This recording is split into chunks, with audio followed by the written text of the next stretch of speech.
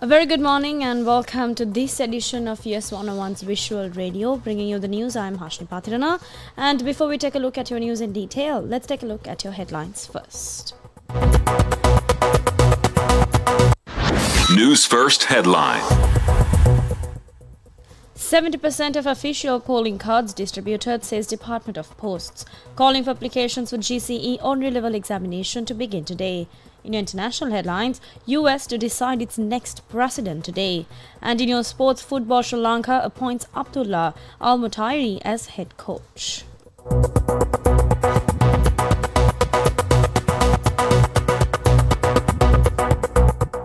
And I want your top story this morning. The Department of Posts says that about 70% of official polling cards of the 2024 general election have been distributed. Senior Deputy Postmaster General Rajit Ranasinghe says that the distribution of official polling cards will be carried out until the day after tomorrow, that is the 7th of November.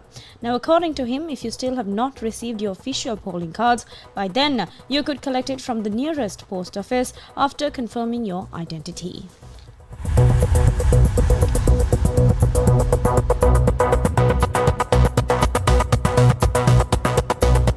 In more local news, the calling for applications for the 2024 GCE ordinary level examination begins today.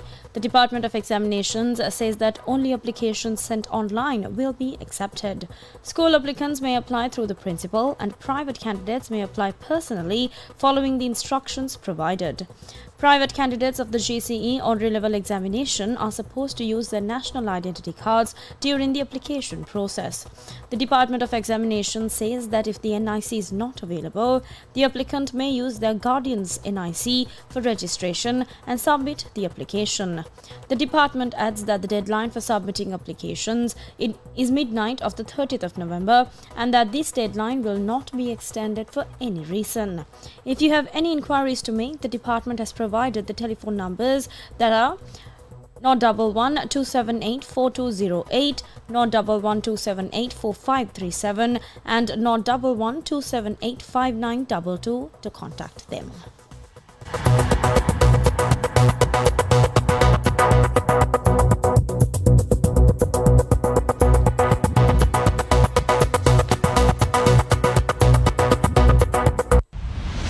International news.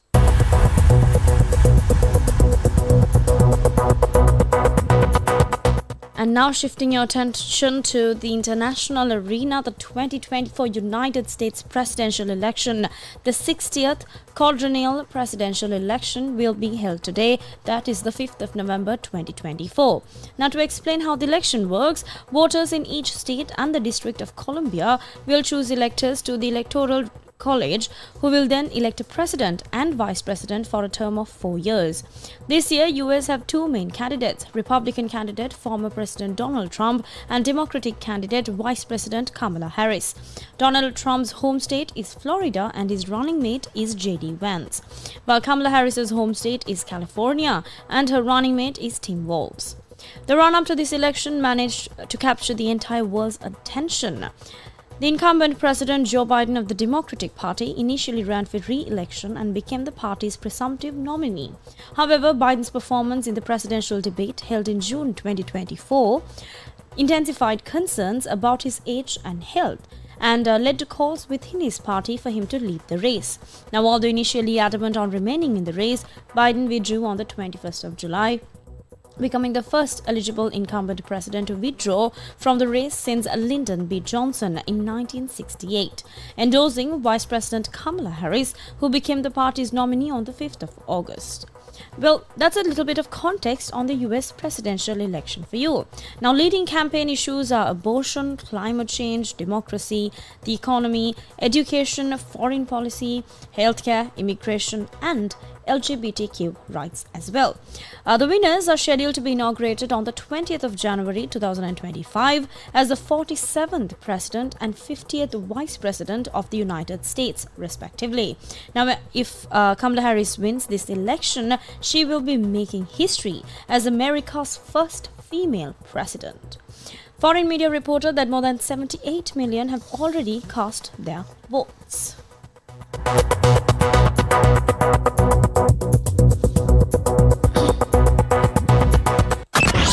sports news.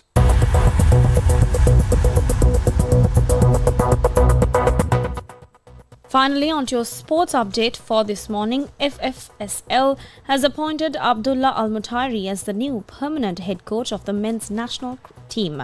Now, Al-Mutairi previously served as interim head coach in Andy Morrison's absence.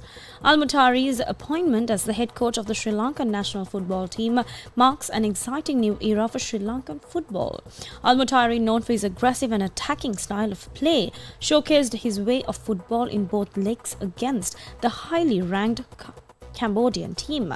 Now, his recent success in guiding Sri Lanka to the AFC Asian Cup's third qualifying round with a victory over Cambodia has been the talk of the town among football fans across the island.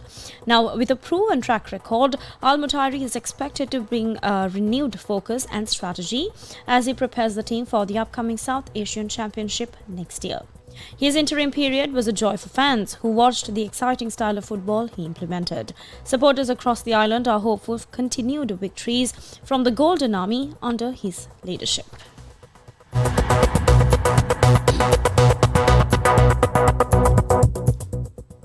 And with that, we wrap up this edition of YES101's Visual Radio. I'm Harshni Patirana. Thank you for watching and stay tuned for more of the very latest.